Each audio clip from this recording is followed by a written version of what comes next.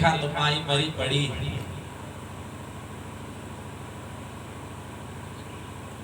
ले जाकर के दाह संस्कार इत्यादि किया, अंतिम संस्कार इत्यादि किया। वापस आए, जब कमरा साफ करने लगे तो सोचे कि लाओ अभी घंटी उठा के फेंक दिए, लेकिन उनका एक छोटा सा बच्चा था, वो घंटी को उठा करके रखने लगा। कहा बेटा ये घंटी अपने काम की नहीं है, दादी गई अब घंटी काम नहीं है। तो कहे पिताजी, कहा पिताजी मैं घंटी इसलिए रख रहा हूँ कि आपकी माताजी वृद्ध हुई थी तो आप उनको तीसरे मंजिल पर किए थे और घंटी रखे थे, तो आप तो एक दिन बुढ़े होगे, जब आप वृद्ध होगे तो मैं आपके लिए घंटी रखूंगा, जब आप घंटी बजाओगे तब मैं आऊंगा। वही पर खड़े के खड़े रह गए, स्तब्ध रह गए कि बताइए जो मैंने किया वही संस्कार बच्चों में आया।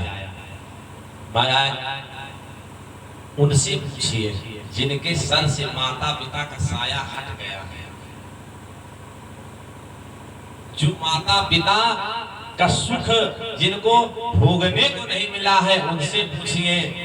महाराज जब तक माता पिता हैं तो चाहे कितना बड़ी बात हो जाए, लेकिन जब तक दादा है कोई दिक्कत नहीं है, जो होगा दादा झेल लेंगे।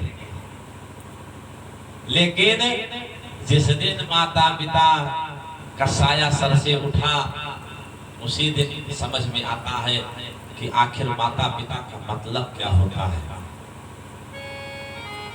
इसीलिए जीवन में सब कुछ करो, अपने बच्चे को ये किताब कम पढ़ाओ चलेगा, एक क्लास कम पढ़ाओ चलेगा, लेकिन संस्कार जरूर सिखाओ। जो सम्मान होता है, जो आदर होता है, जो अपनत्व होता है, अपनत्व की परिभाषा अपने बच्चों को समझाओ। एक परिवार में दो दंपति थे, पैसा खूब था, दो बच्चे थे, खूब पढ़ाया लिखाया। पढ़ाने लिखाने के बाद एक बच्चा अमेरिका में रहने लगा, एक बच्चा लंदन में रहने लगा।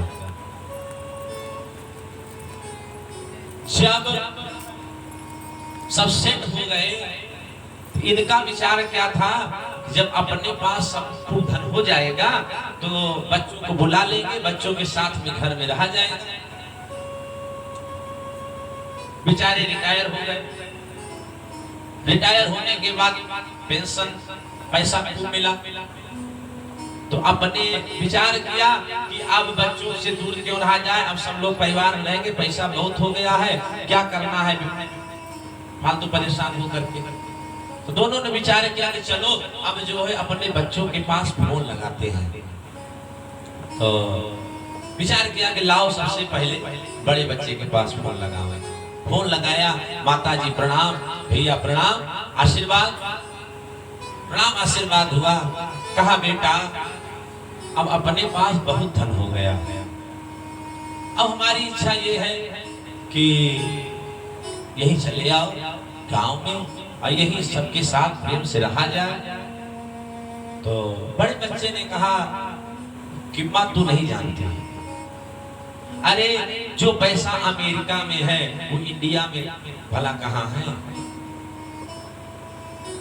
और फिर भैया पैसे की जरूरत तो हमेशा पड़ती है, पैसा हमेशा लगता है, घर में रहने से क्या मतलब है।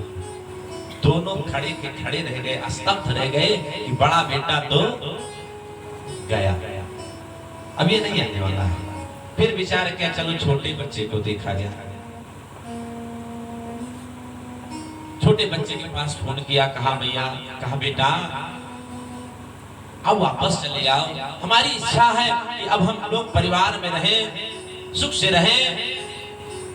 तो छोटे बच्चे ने कहा भैया आप अगर वृद्ध हो गए हो, काम नहीं कर पाते हो, तो मैं एक नौकरानी लगा देता हूँ, अपना काम कर दिया करेगी, एक नौकर लगा देता हूँ, काम कर दिया करेगा। लेकिन भैया तू नहीं जानती है। अब विचार कीजिए कि वो नहीं जानता है कि मैया नहीं जानती है। अगर मैया कुछ नहीं जानती है तो क्या तू मैया के भावों को समझ रहा है?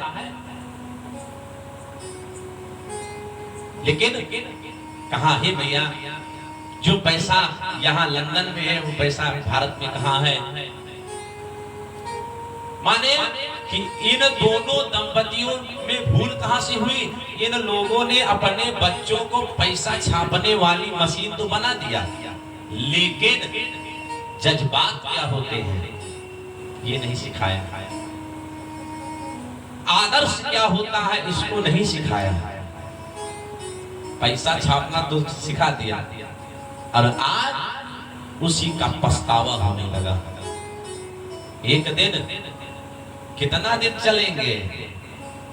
एक दिन संयोग से दोनों पत्नी को लकवा मार गया। पति देव सेवा करते, क्या करेंगे? पति देव सेवा करते हैं, लेकिन एक दिन पति देव जो है वो भी इतना चिंता युक्त हो गए कि इनको चारपाई पर दोनों दंपति बगल बगल में लेटे थे, लेकिन देखने पर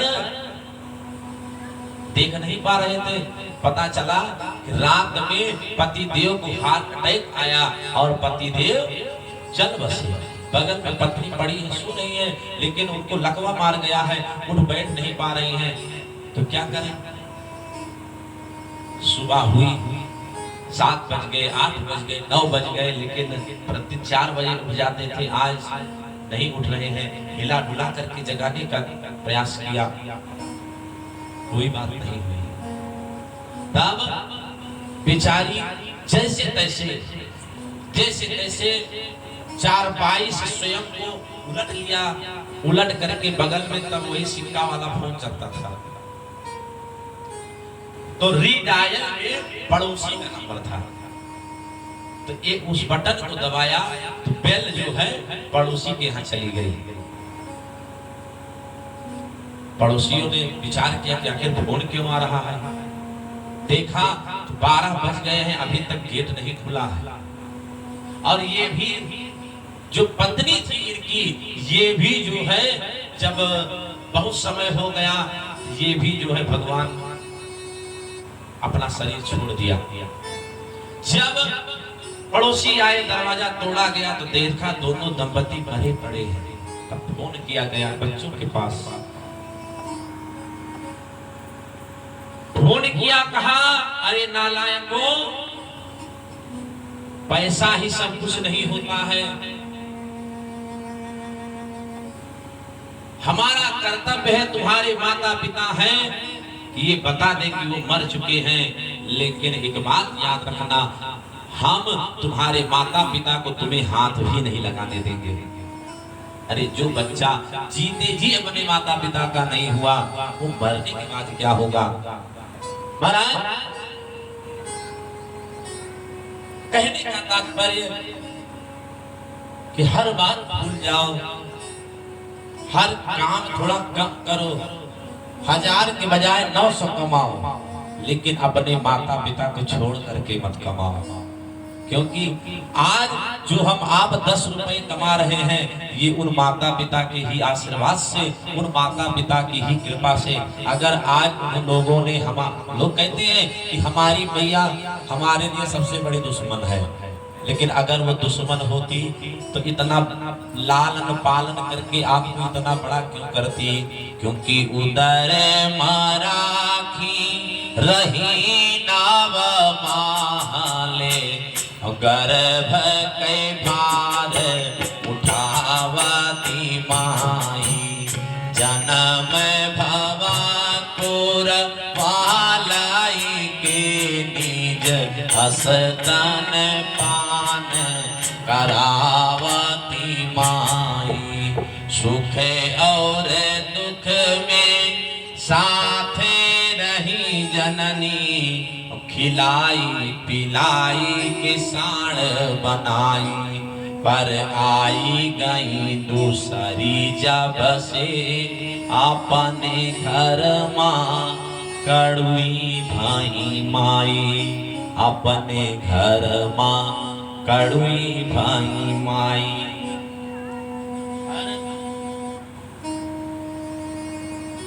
हर बहू ये कहती है कि हमारी सास सबसे बड़ी दुश्मन हमारी है। लेकिन अगर ऐसा विचार जिनके मन में है, ये विचार उचित नहीं है। क्यों?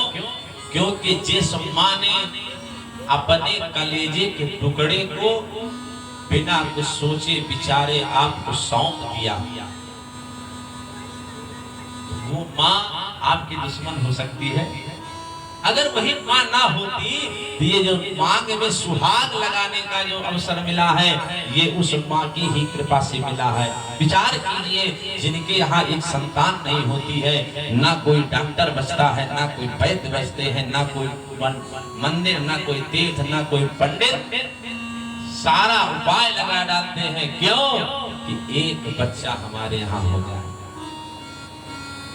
जब जिस घर में जब एक संतान होती है तो माता पिता का भी एक अपना भाव होता है, अपना एक उल्लास होता है, अपनी एक इच्छा होती है, अपनी एक कामना होती है कि जब हमारे यहाँ बच्चा हुआ तो मैं अपने बच्चे का सुंदर नाम रखूंगा, सुंदर शादी विवाह करूंगा, सुंदर बहू लाऊंगा। लेकिन जब बच्चे का सब कुछ हो गया तो बच्चा माता पिता को छोड़ दिया, तो ऐसे बच्चे को डूब मरना चाहिए। क्यों? क्योंकि जिस माता पिता ने आपको उस लायक बनाया, अगर आज आप पानी देने लायक हो गए तो चाहिए कि माता पिता की सेवा करें। हर बात को भूलो मगर, हर बात को भूलो मगर, माँ बाप को मत भूलना। हर बात को भूलो मगर, माँ बाप को मत भूलना।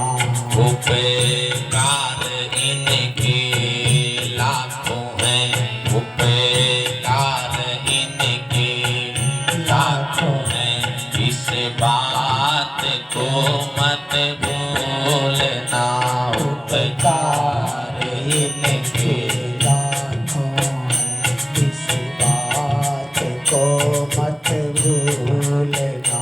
हर बात को भूलो मगर, माँ बाप को मत भूलना। हर बात को भूलो मगर, माँ बाप को मत भूलना। हरि बोल।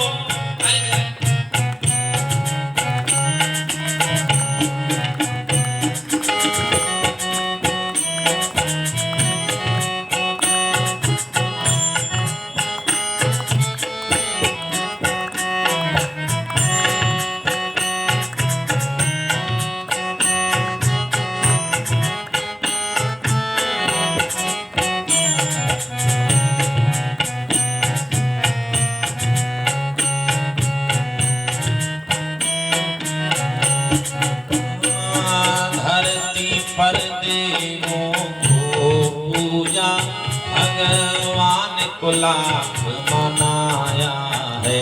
धरती पर देवों को पूजा, भगवान को लाख मनाया है। तब तेरी सूरत पाई है, संसार में तुझे को बुलाया है। तब तेरी सूरत पाई है, संसार में तुझे को बुलाया है। इन पावन लोगों के दिल को, इन पावन लोगों के दिल को पत्थर बन कर मत तोड़ना। हर बात को भूलो मगर, माँ बाप को मत भूलना।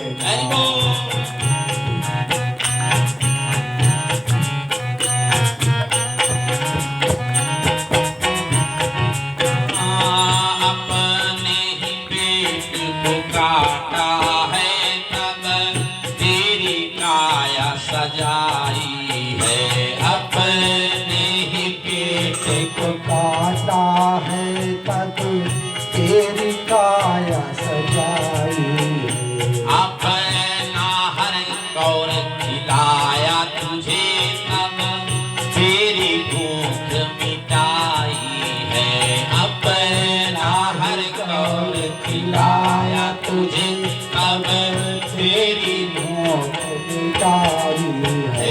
इन्हें अमृत देने वालों की, इन्हें अमृत देने वालों को जीवन में जहर मत घोलना, इन्हें अमृत देने वालों के जीवन में जहर मत घोलना। हर बात को भूलो मगर माँ बाप को मत भूलना, हर बात को भूलो मगर माँ बाप को मत भूलना। जो चीज भी तुमने मांगी है वो सब कुछ तुमने पाया है, जो चीज भी तुमने मांगी है वो सब कुछ तुमने पाया है। जब तक माता पिता अकेले रहते हैं तब तक उनकी सोच क्या होती है कि पड़ोसी से अच्छा खाएंगे और पड़ोसी से अच्छा पहनेंगे, लेकिन जब बच्चा हो जाता है तब हमसे अच्छा हमारा बच्चा खाए और हमसे अच्छा हमारा बच्चा पहने। जो चीज भी तुमने मांगी है वो सब कुछ तुमने पाया है, जो चीज भी तुमने मांगी है वो सब कुछ तुमने पाया है। हर जिद को लगाया सीने से बड़ा मुझसे स्नेह जताया है, हर जिद को लगाया सीने से मुझको स्नेह जताया है।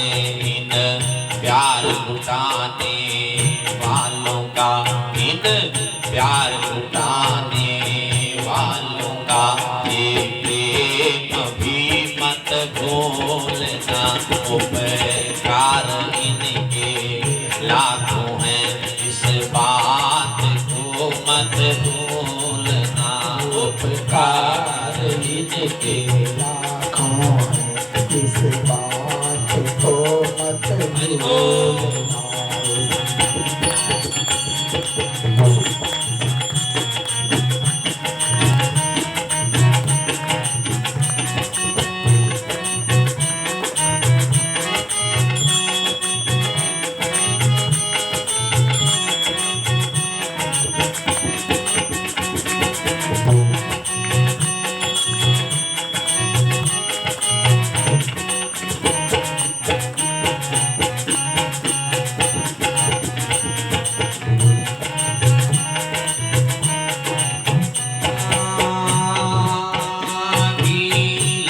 सदा ही सोए हैं और सुख में तुझे सुलाया है, गीले में सदा ही सोए हैं सुख में तुझे सुलाया है। बाहों का बना करके झूला तुझे दिन और रात झुलाया है, बाहों का बना करके झूला तुझे रात तुझको झुलाया है।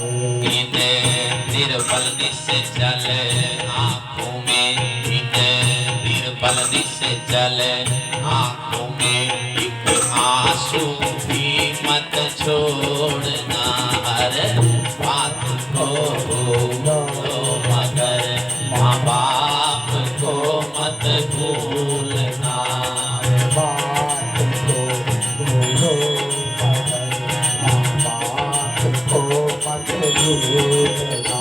उपकार इनके लाखों हैं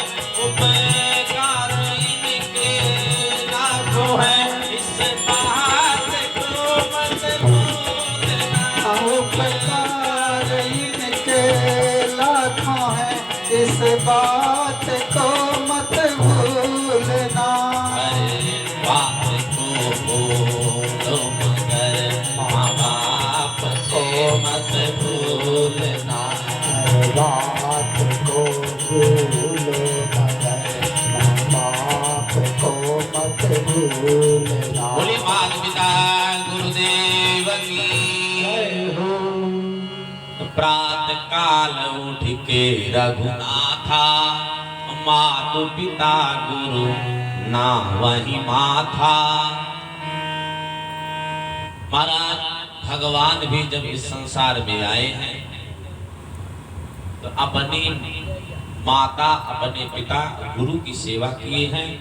समाज को शिक्षा दिया है कि भैया और कहीं जाने की जरूरत नहीं है, जो कुछ है माता पिता के चरणों में है।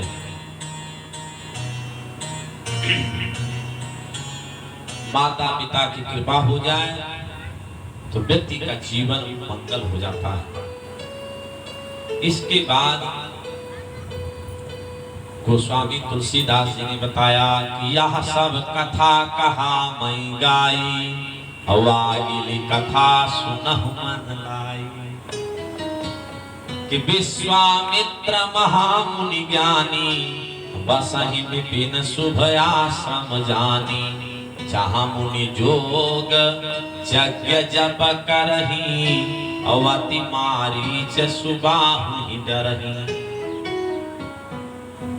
एक महात्मा थे जिनका नाम था गाध, उन्हीं के पुत्र है महाराज विश्वामित्र। इनका आश्रम है बिहार में, बक्सर में। बिहार में बक्सर जिला पड़ता है, तो वहीं पर इनका आश्रम है। जब से विश्वामित्र महाराज हरिश्चंद्र की परीक्षा लिए थे, इतनी कठिन परीक्षा लिए थे कि अपने बच्चे का दाह संस्कार करने के लिए भी कर मांगने के लिए विवश कर दिया था। तब से भगवान ने श्राप दिया था कि जाओ, अब एक महात्मा होकर के तुम्हारे मन में इतनी निर्दयता आ गई, जाओ मैं श्राप देता हूँ, तुम्हारी पूरी भी यज्ञ पूरी नहीं होगी। तब से इनके यज्ञ पूरी नहीं हो रही है। रोज यज्ञ कर रहे हैं, लेकिन बड़े बड़े राक्षस अति मारीच सुबाहु ही डरहि। मारीच सुबाहु इत्यादि समस्त राक्षस मिलकर के महाराज के समस्त यज्ञों को विध्वंस कर देते हैं। तो गाधि तनय मन चिंता व्यापी, बिनु हरि मरहि न निशिचर पापी। मन में विचार आया कि आखिर इन राक्षसों का नाश कैसे हो, हमारी यज्ञ सफल कैसे हो। तब विचार किया इन राक्षसों का अंत बिना भगवान के नहीं होगा। त्रेता युग में भगवान ने आश्वासन दिया था, जब त्रेता में हमारा अवतार होगा तो उसी समय आपकी यज्ञ भी पूरी होगी। तब महाराज विश्वामित्र जी ने विचार किया कि भगवान का जन्म रघुकुल में हो गया है, अब चल करके वैसे भगवान का दर्शन करें। और यही विष आनव दो भाई, उसी के साथ साथ मैं दोनों भैया राम और लक्ष्मण को लेकर के आऊंगा, जिससे हमारी यज्ञ सफल हो जाएगी। तो बहुविधि करत मनोरथ, चले जात नहीं बार। कर्मजन सरयू जल, मोदित गयौ मुनि पार। विश्वामित्र जी महाराज जा तो रहे हैं अयोध्या, लेकिन मन ही मन विचार कर रहे हैं कि मान लो मैं वहां जा रहा हूं, मैं भक्त बन करके जाऊं या भगवान बन करके जाऊं। क्योंकि भगवान तो स्वयं भगवान है, लेकिन वो एक राजा, एक क्षत्रिय के पुत्र हैं। तो उनके सामने मैं गुरु बन करके जाऊं या चेला बन करके जाऊं। और जब मैं जाऊंगा तो भगवान का अभिवादन मैं कैसे करूंगा, या भगवान हमारा अभिवादन स्वयं कैसे करेंगे। और जो स्वयं परम ब्रह्म का जो पिता है, ऐसे महाराज दशरथ से मैं अपनी सेवकाई कैसे कराऊंगा। इस प्रकार से बहुविध करत मनोरथ, तरह तरह के मन विचार हो रहे हैं। पहुंच गए, जब पहुंचे अलग जगह जाकर के द्वारपाल बताया महाराज दशरथ से कि दरवाजे पर बाबा विश्वामित्र आए हैं। महाराज के एक बार हवा उड़ गई, कहे भगवान एक बार विश्वामित्र आए थे राजा हरिश्चंद्र के जमाने में, तो कौनो कर्म ना बचा, अब की आए हैं तो क्या होगा। तो इसीलिए ऋषिया गमन सुना जब राजा, तुम मिलन गय उलाई विप्र समाजा। तो आगे आगे ब्राह्मणों को किया और स्वयं पीछे गए। कहे मान लो कोनो आफत विपद आनी भी होगी तो ब्राह्मणों पहले देखेंगे तो थोड़ा सा जो प्रभाव पड़ना होगा वो कम हो जाएगा, शीतल हो जाएगा। महाराज दशरथ गए, आदर सम्मान पूर्वक लेकर के आए महाराज विश्वामित्र को, अपने आसन पर बिठाया, यथोपचार पूजन किया। जब पूजन सत्कार से निवृत्त हो गए तब पूछा कि क्या ही कारण आगमन तुम्हारा। हे महात्मा, इतनी दूर से आप आए हो, आदर सत्कार हो गया वो तो ठीक है, लेकिन आपके आगमन का प्रयोजन क्या है? कि यही कारण आगमन तुम्हारा, कहा हूँ सुकारत न लावहु बारा।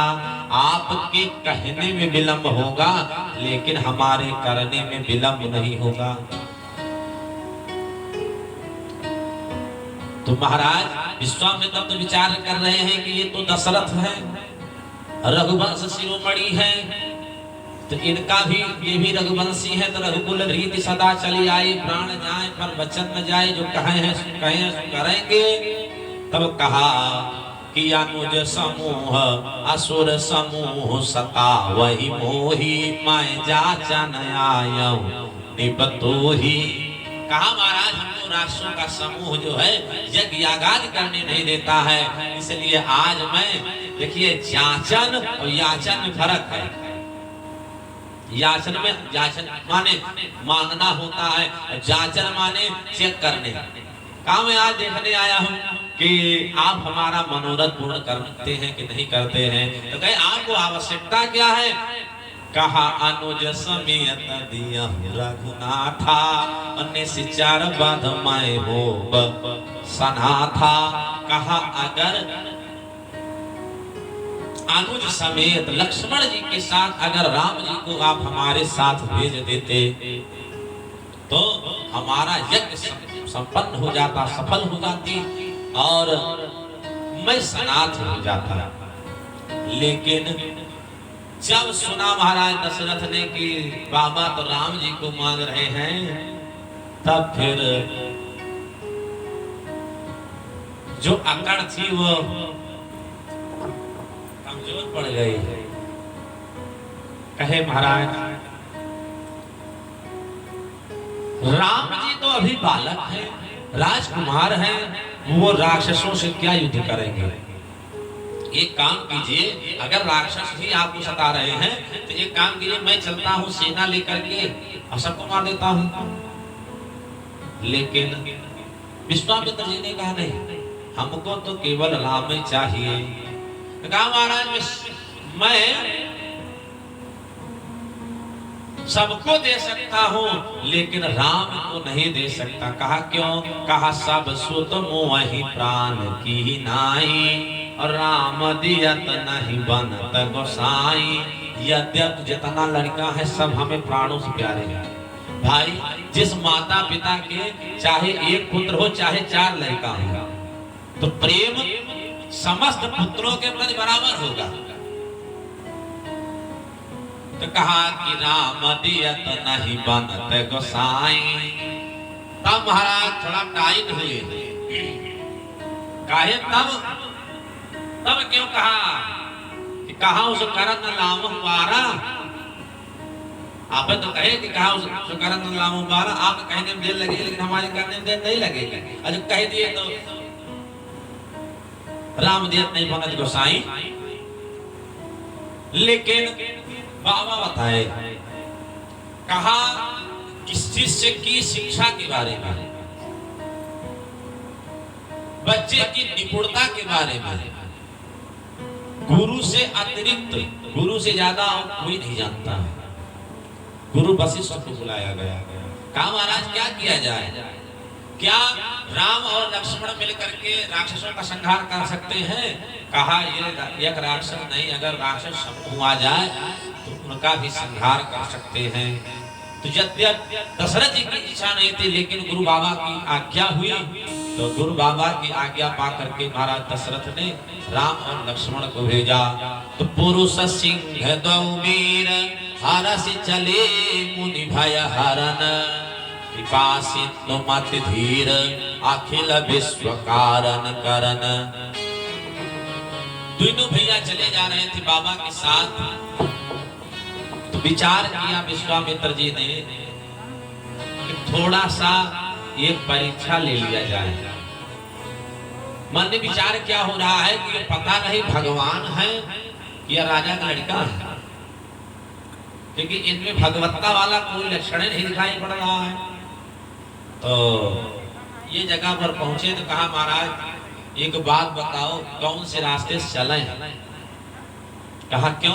कहा एक रास्ते से हम चलेंगे तो वो रास्ता हमको 3 घंटे में आश्रम में पहुंचाएगा, और एक रास्ता है कि जो कि 3 दिन में पहुंचाएगी। तो कहा महाराज दोनों रास्ते में फर्क क्या है? कहा जो 3 घंटा वाली रास्ता है उसमें ताड़का नाम की राक्षसी है उस रास्ते, और जो 3 दिन वाली रास्ता है वो निर्विघ्न है। तो भगवान कहे काहे लिए 3 दिन का समय नष्ट करेंगे, चलो जिस जो 3 घंटा वाली रास्ता है उसी रास्ता चला जाए। तो तीनों लोग चले जा रहे थे। तो ताड़का को जो है सुगंध, मनुष्य की सुगंध भी अगर मिल जाती थी तब भी ये दौड़ पड़ती थी। तो चले जात मुनि दीन दिखाई, सुन ताड़का क्रोध कर भाई। जैसे ही भगवान पहुंचे ताड़का की गुफा के पास, देखा बड़े बड़े चरण पड़े हैं, चरण के निशान हैं। पूछा गुरु बाबा ये किसके चरण हैं? कहा ये ताड़का नाम की राक्षसी का है। कहा वो है कौन?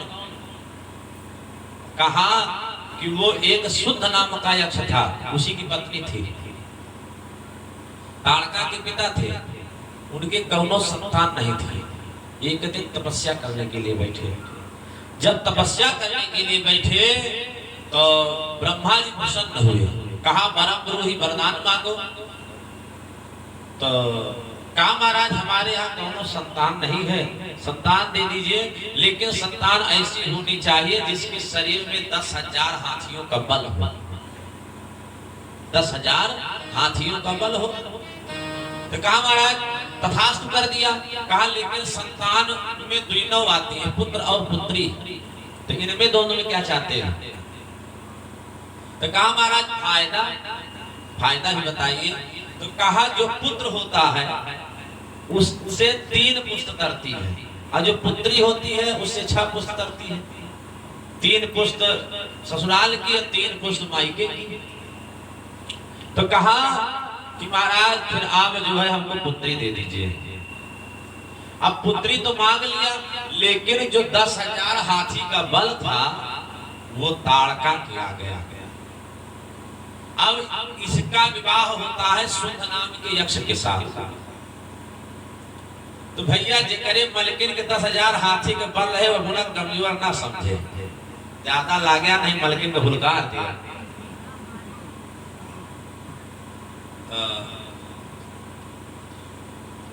एक दिन दोनों ताड़का और शुद्ध आपसी आमोद प्रमोद में जंगल में कांधे में कांध धइ के एक वृक्ष के नीचे बैठे थे। बगल से अगस्त्य ऋषि आए। ये दोनों इतना मगन थे कि बाबा को नहीं देख पाए, प्रणाम दंडवत कुछ नहीं किया। तब बाबा ने तुरंत श्राप दिया कि जाओ आप लोग इतने प्रेम में मग्न हो कि बगल से कोई साधु महात्मा जाए उसका आदर भी नहीं कर रहे हो, जाओ तुम्हारा पति नष्ट हो जाए। शुद्ध वहीं पर चल करके राख हो गया।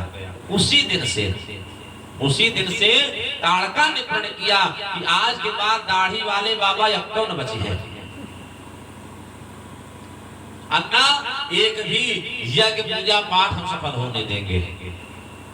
तो ताड़का के 2 पुत्र थे, एक का नाम मारीच था, एक का नाम सुबाहु था।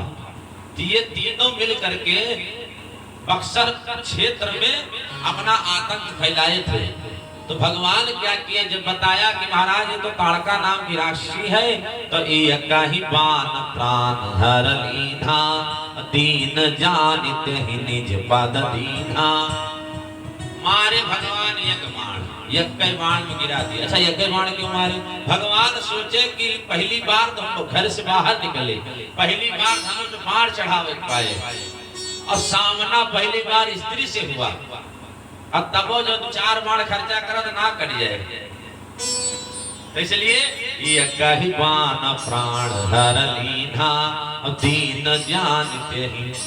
पूर्व का कृत्य भगवान याद करके दीन जानते ही निज पद दीना। ताड़का को भगवान ने परम पद दिया। इसके बाद विश्वामित्र महाराज के आश्रम पर आए। विश्वामित्र जी के पास ऐसा कोई अस्त्र नहीं था जो नहीं था। भगवान को समस्त अस्त्रों को अर्पण किया विश्वामित्र जी ने। रात्रि विश्राम किया, कंद मूल फल भगवान खाते हैं। गुरु बाबा की सेवा किया। प्रातः काल का जब समय हुआ तब भगवान ने कहा कि प्रातः कहा मुनि सन रघुराई, प्रातः कहा मुनि सन रघुराई,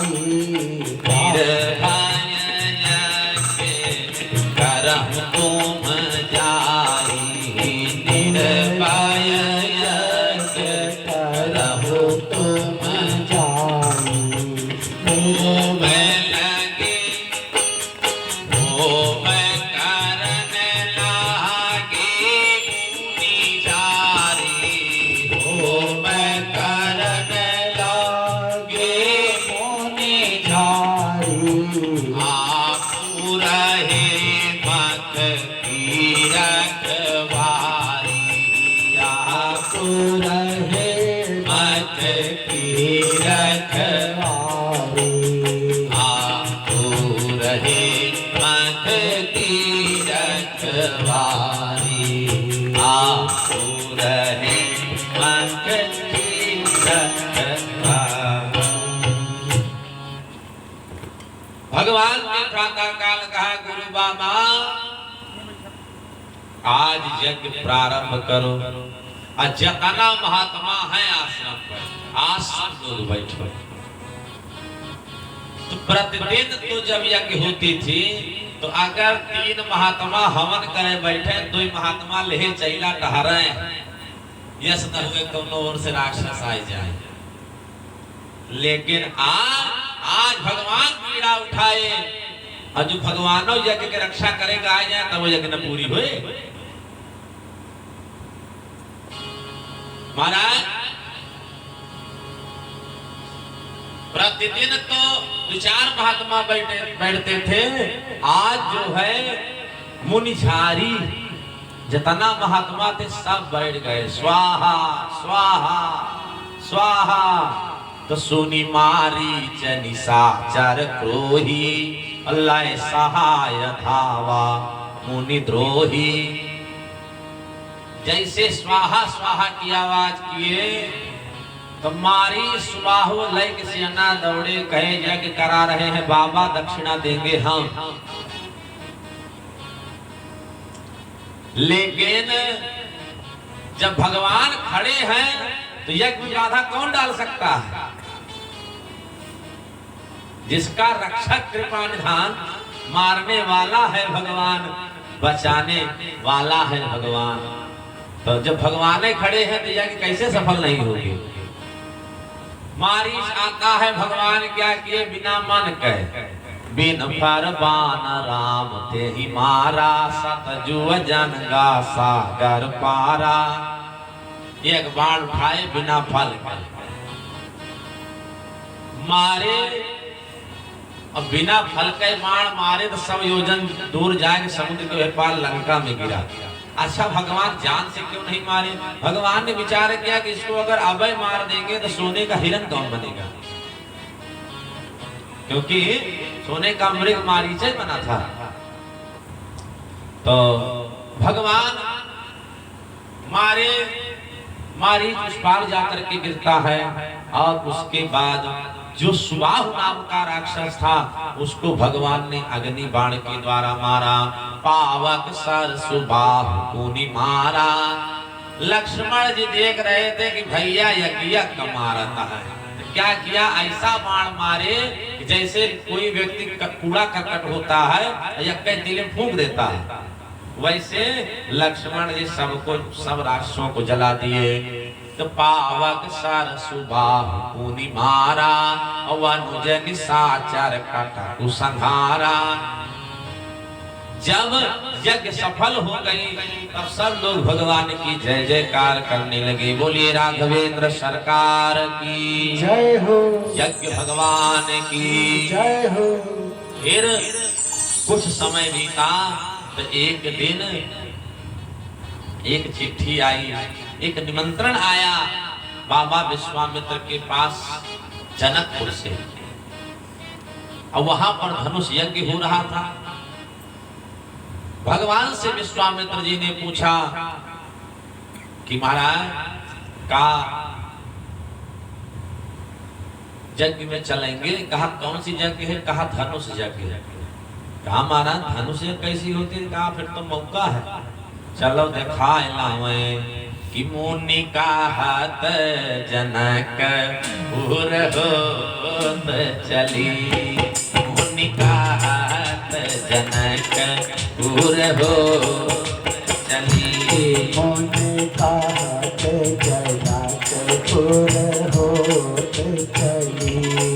हाँ होते चली, होते चली, हाँ होते चली, होते चली। मुनि का हाथ जनक पुर होते चली, मुनि का हाथ जनक पुर होत चली।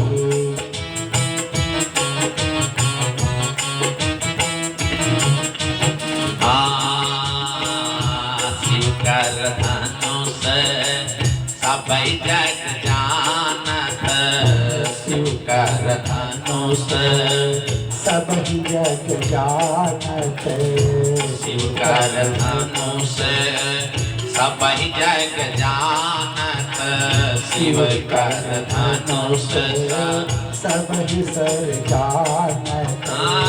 नाम बिना के जनक नगरी हो, नाम बिना के जनक नगरी। मुनि का हाथ जनक पुर होत चली, मुनि का हाथ जनक पुर होत चली। राजा जनक हल बैल चलाए, राजा जनक हल बैल चलाए, राजा जनक हल बैल चलाए, राजा जनक हल बैल चलाए। जग जननी भूमि से निकली हो, जग जननी भूमि से निकली, मुनि का हाथ जनक पुर होत चली, मुनि का हाथ जनक पुर होत चली, मुनि का हाथ जनक पुर होत। खिल खिल मासिया धनुष उठाई, खिल खिल मासिया धनुष उठाई खेल खेल में सिया धनुष उठाए खेल खेल मासिया धनुष उठाई साफ किया पूजा के कोठरी हो साफ किया पूजा की कोठरी मुनि का हाथ जय हो जय जय मौनी का जनक चतुर हो चलिए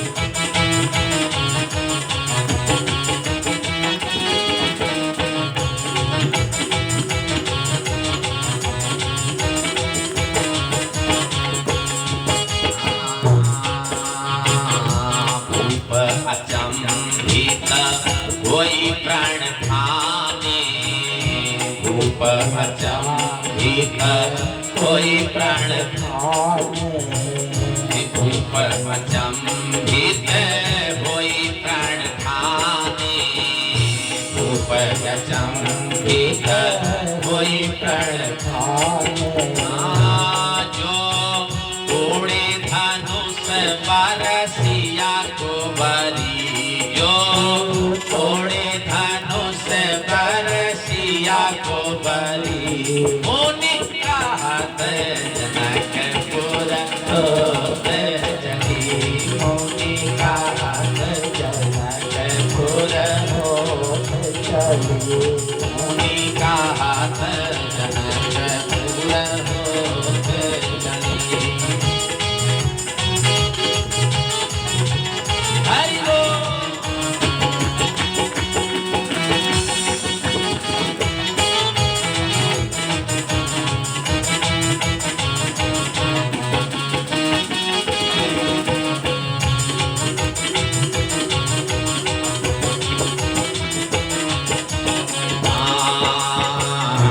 हर श्री राम गुरु संग सिखाए हर श्री राम गुरु संग सिखाए हर श्री राम गुरु संग सिखाए हर श्री राम गुरु संग सिखाए देव सुमन बरसाए नगरी हो देव सुमन नगरी मुनि का हाथ जनकपुर होत चली मुनि का हाथ जनकपुर होत चली मुनि का हाथ जनकपुर होत चली मुनि का हाथ जनकपुर होत चली बोले राघवेंद्र सरकार की जय हो धनुष जाग्ञ सुनि रघुकुल नाथा बरस चले मुनि बर के साथा बाबा के साथ धनुष यज्ञ में जाते हैं रास्ते में जा रहे थे तो एक आश्रम मिला आश्रम एक दीख मग माही खग मृग जीव जंतु तहा नाही पूछा मुनि शिला प्रभु देखी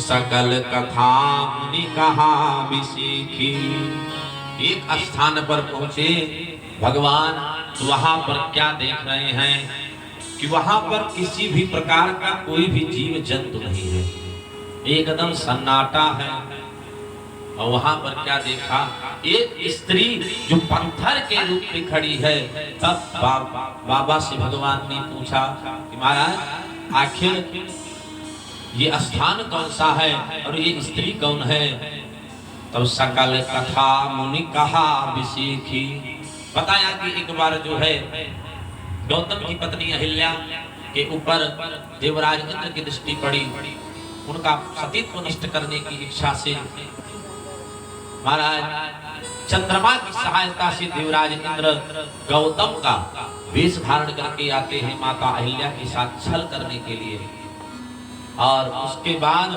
उसी समय बाबा आते हैं और जब बाबा गौतम आए तो उन्होंने अहिल्या को श्राप दे दिया कि जाओ तुम पत्थर हो जाओ।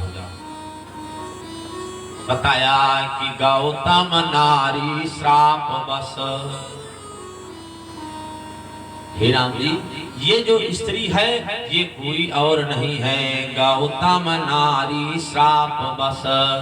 उपल देह मति धीर और चरण कमल रज चाहती, कृपा करो रघुवीर, कृपा करो रघुवीर। कहा इसको अगर आपके चरणों की रज मिल जाए तो इसका उद्धार हो जाएगा। पर सत पद पावन शोक न सावन, प्रगट भई तप पुंज सही। जैसे ही भगवान के चरणों का स्पर्श हुआ, पत्थर रूपी अहिल्या सुंदर स्त्री में परिवर्तित हो गई। बोलिए भक्त वत्सल भगवान की जय हो। जब अहिल्या ने भगवान के उस रूप सौंदर्य को देखा, तब आज अपने पति की जय जयकार करने लगी कि मुनि श्राप जो दीधा अति भल कीधा, परम अनुग्रह मैं माना। कहा आज जो हमारे पति देव ने हमको श्राप दिया था, आज मैं उनके इस श्राप को अपने ऊपर एक अनुग्रह मान रही हूँ। कहा क्यों? कहा क्योंकि जिन परमात्मा के चरणों की रज श्रुतियां ढूंढती हैं, ऐसे परमात्मा कि चरण रज के साथ साथ उनका दीदार भी हो रहा है। एक भक्त के लिए इससे बड़ा गौरव और क्या हो सकता है। कहा आज हमारे पति ने अगर हमको श्राप ना दिया होता तो ये अवसर हमको ना मिलता। तो मुनि श्राप जो दीन्हा अति भल कीन्हा, परम अनुग्रह मैं माना।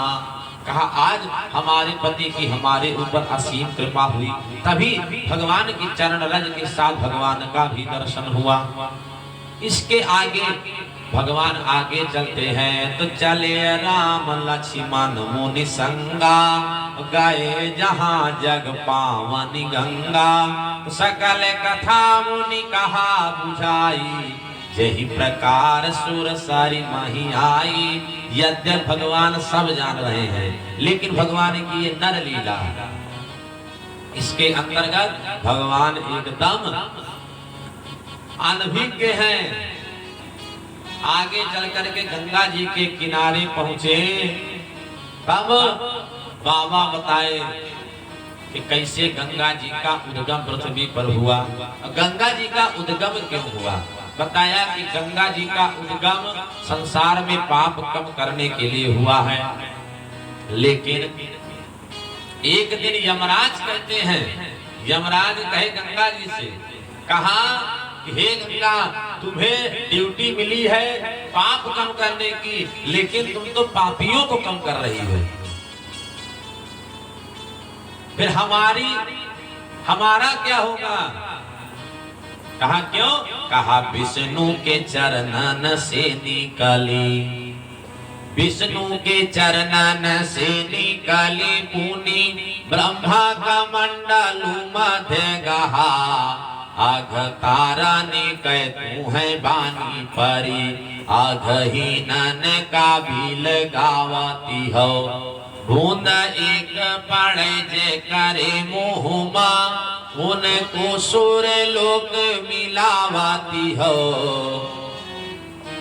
विष्णु बिरंच के दूतन से तुम दूत हमार बिटावती हो। एक नंगा के शीश पर बैठे के गंगा, तू नहकई का दंगा मचावती हो। कि साथ घूम कर के रहती, नहवती धोवती जटा सुलझौती। कि शीश पर शंकर की रहती, नचती गाउती खूब मौज उड़ौती। तो शिव शंकर का जुड़वती भले, शिव शंकर का जुड़वती भले। मूल जीव पार्वती के जरवती, पार्वती जब ठेली पठौती ना गंगा कब धरती पैनायती गंगा कब धरती पैनावती सवतिया डाह कतौ ना चले। पार्वती जब ठेली पठौती ना गंगा कब धरती पैनावती तो सकल कथा मुनि कहा बुझाई जही प्रकार सुर सरी मही आई तो हरस चले मुनि वृंद सहाया बियगी विधि नगर निय राया। बाबा राम लक्ष्मण के साथ पहुंच गए मिथिला। जब जनकपुर पहुंचे महाराज जनक को पता चला कि बाबा आ गए हैं विश्वामित्र महामुनि आए समाचार मिथिला पति पाए। बाबा ने विचार किया कि आखिर रुका कहाँ जाए क्योंकि संत वही रुकना चाहते हैं जहां दो व्यवस्था हो, एक जल की और दूसरी तुलसी दल की। तो अब एक आम का बगीचा देखा, कहा यही जो है रहा जाए। भगवान से पूछा कि क्या यही रहा जाए। भगवान ने कहे आप गुरु हो, आप जो आज्ञा करेंगे उसी में वास किया जाएगा। अब भगवान ने विचार किया कि अभी महाराज जनक जब आगम स्वागत के लिए आएंगे तो उनके सत्कार में हमको भी खड़ा होना पड़ेगा। जनक जीव हैं और हम ब्रह्म हैं। जीव के आगमन पर अगर ब्रह्म खड़ा होगा तो जीव का पतन हो जाएगा, और अगर मैं नहीं खड़ा होता हूं तो एक राजा का अपमान होगा। इसलिए भगवान ने क्या किया, कहा गुरु बाबा प्रातः काल पूजा के लिए फूल पत्ती लगेगी, एक काम करते हैं हम जा करके फुलवारी देख करके आते हैं। जब महाराज जनक आते हैं बाबा का सत्कार करने के लिए, बाबा का आतिथ्य करने के लिए, तब उसी समय भगवान आते हैं कि त्यही अवसर आए द्वौ भाई और गाए रहे देखन फूल भाई। जब भगवान राम और लक्ष्मण के स्वरूप को महाराज जनक जी ने देखा है तो अपना प्रण भूल गए हैं। विचार किया कि ये तो बड़े सुंदर सुकुमार बालक हैं, इन्हीं के साथ हमारी बिटिया का विवाह हो जाता तो अच्छा होता, लेकिन परिचय तो कोई नहीं है। तब बाबा से पूछा कि महाराज ये बालक कौन है? ये आपके पुत्र हैं या किसी राजा के पुत्र हैं? कहा महाराज कि कहा नाथ सुंदर द्वौ बालक मुनि कुल तिलक निप कुल पालक। क्या ये आपके लड़का हैं या किसी राजा के हैं? आपके होते तो आप जैसे वेश में रहते, लेकिन ये तो मुकुट धारण किया है, राशि वस्त्रों में है, इसका मतलब ये किसी राजा के पुत्र हैं। तो बाबा ने तो विचार किया कि लाओ हम इनका वास्तविक परिचय करवा दें, ये कौन है। पर ब्रह्म की श्रेणी में लेकर के जाने ही वाले थे कि भगवान मुस्कुरा दिए। कहा बाबा यहाँ हम दामाद बनने के लिए आए हैं, अब अगर भगवान बना दोगे तो फिर लीला खत्म हो जाएगी। तब कहा कि रघुकुल मानि दशरथ के जाए मम हित लागी नरेश पठाए। कहा ये कोई और नहीं, चक्रवर्ती चूड़ामणि अयोध्या के महाराज दशरथ के पुत्र हैं। एक का नाम है राम, एक का नाम है लक्ष्मण। हमारे यज्ञ को संपन्न करवाने के लिए आए थे और फिर हमने इनको धनुष यज्ञ में भी लेकर चले आए। कहा बड़ी अच्छी बात है, सुंदर आदर सत्कार हुआ, सुंदर भवन में निवास दिया। उसके बाद जब रात्रि दोपहर रह गई, तब इच्छा तो भगवान की है, लेकिन कैसे कहाँ है। तब इशारा किया लक्ष्मण की ओर कि नाथ लखनपुर देखन चाहि, प्रभु सकुआ डर प्रगट न कहाई। जो राउर आय सुमय पामो तो नगर देख